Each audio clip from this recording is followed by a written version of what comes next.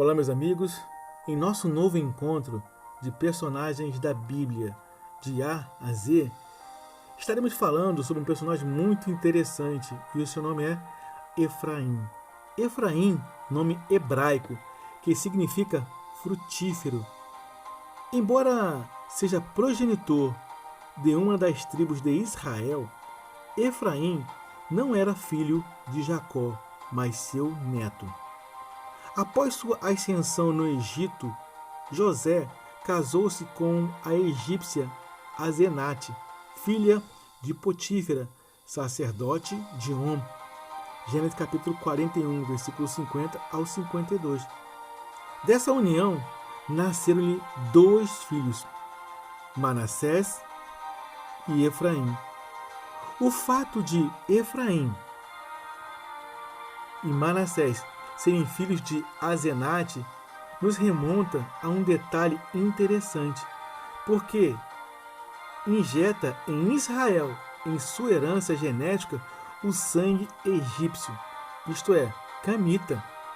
Aliás, esse não foi um caso isolado, pois as duas concubinas de Jacó, Bila e Zilpa, eram egípcias e elas foram mães de 4 filhos de Jacó: Dan e Naphtali, de Bila, e Gade e Aser, de Zilpa.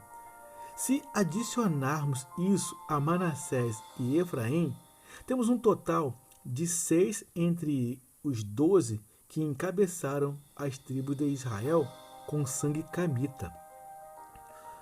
Efraim nasceu no fim dos 7 anos de plenitude e fartura que antecederam os 7 anos de fome no Egito. Sua vida cobriu o fim desse período e o período de escassez.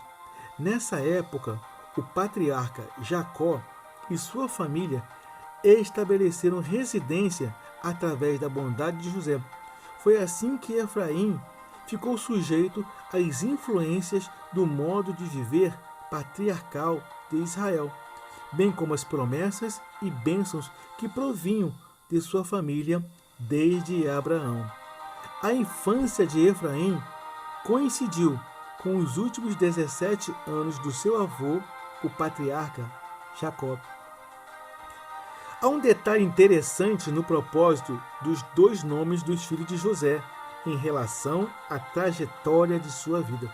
José chamou o seu primogênito Manassés e disse: Deus me fez esquecer de toda a minha humilhação. Em algumas versões diz trabalho, e de toda a casa de meu pai, se referindo ao quanto sofreu pelos seus irmãos. E ao segundo filho chamou Efraim e disse: Deus me fez prosperar na terra da minha aflição. José estabeleceu no nome dos seus filhos um memorial acerca da trajetória por ele vivida, desde que fora vendido pelos seus irmãos em Canaã até o momento que fora reconhecido como governador no Egito por Faraó. Posteriormente, isso resultou na subdivisão de José em 2 linhagens que compuseram as 12 tribos de Israel. Gênesis capítulo 49, versículo 22 ao 26, e Deuteronômio capítulo 33, do versículo 13 ao 17. Mais tarde, quando apresentou seus filhos a Jacó para a bênção, José esperava que Manassés, por ser o mais velho, recebesse a bênção da primogenitura, colocando assim a mão direita sobre a cabeça de Manassés e a mão esquerda sobre a cabeça de Efraim. Mas, ironicamente, inesperadamente, Jacó inverteu os braços, colocando a mão direita na cabeça de Efraim.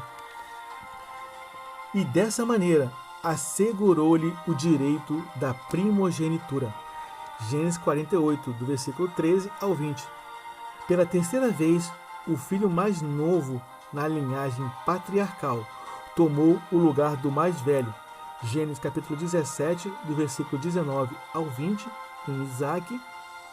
Gênesis capítulo 27, do versículo 27 ao 29, Jacó.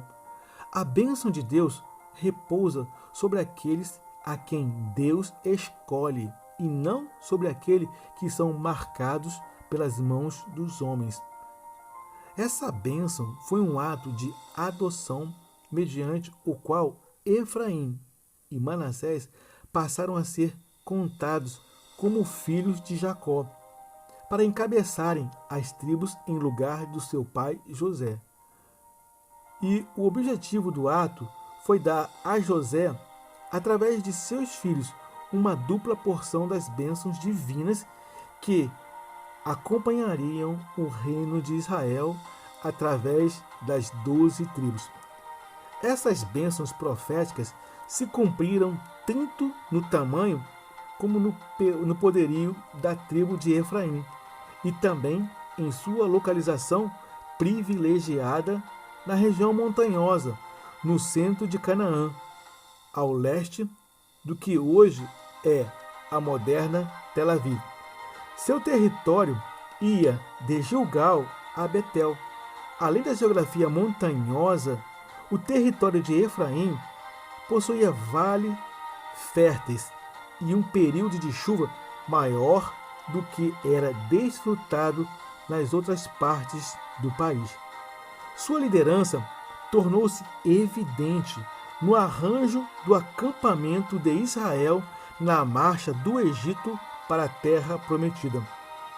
Ela liderava as 3 tribos que ficavam do lado oeste, Números capítulo 2, versículo 18 ao 24. Josué era da tribo de Efraim, Números capítulo 13, versículo 8. E sob o seu comando, ela recebeu e ocupou uma das maiores porções da terra, depois da conquista de Canaã. O tabernáculo foi erguido no centro religioso de Siló, cidade localizada em Efraim, onde a Arca da Aliança foi colocada no tempo de Josué. Josué, capítulo 18, versículo 1, 22, 12. Ana e Samuel também eram de Efraim. 1 Samuel, capítulo 1, versículo 1 ao 28. Na época dos juízes, Efraim foi derrotado e morreram 42.000 eframitas nas mãos de Jefté e os homens de Gileade. Juízes capítulo 12. Estranhamente, os 2 filhos de Efraim, Ézer e Eleade, foram roubar gado nas terras dos filisteus e por eles foram assassinados. Isso fez Efraim sentir profunda tristeza e chorar. Depois, Efraim teve outro filho e chamou de Berias, porque as coisas iam de mal a pior em sua casa. 1 Crônicas, capítulo 7, versículo 20 ao 23. O que nos consola na história é que da descendência de Berias nasceu Josué, o homem que liderou Israel na conquista da terra de Canaã. Mais tarde, as nossas tristezas do presente podem nos ajudar a gerar caminhos das nossas conquistas do amanhã. Embora Efraim não seja mencionado especificamente na bênção de Gênesis capítulo 49, fica claro que Jacó tinha em mente quando o abençoou seu filho amado. José é um ramo frutífero. Gênesis 49, versículo 22. Frutífero é um jogo de palavras com o próprio nome de Efraim. Depois da divisão do reino, Jeroboão colocou um dos seus santuários idólatras na cidade de Betel. 1 Reis, capítulo 12, versículo 29, em Efraim. E estabeleceu sua capital em Siquém, que naquela época estava no distrito administrativo dessa tribo. conforme foi definido por Salomão, 1 Reis, capítulo 12, versículo 25. O próprio Jeroboão, na verdade, era efraimita. 1 Reis, capítulo 11, versículo 26.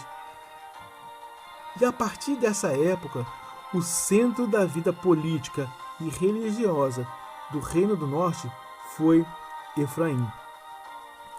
Isso se tornou tão forte que Israel geralmente era chamado de Efraim até o tempo da sua queda e deportação pelos assírios no ano 722 a.C.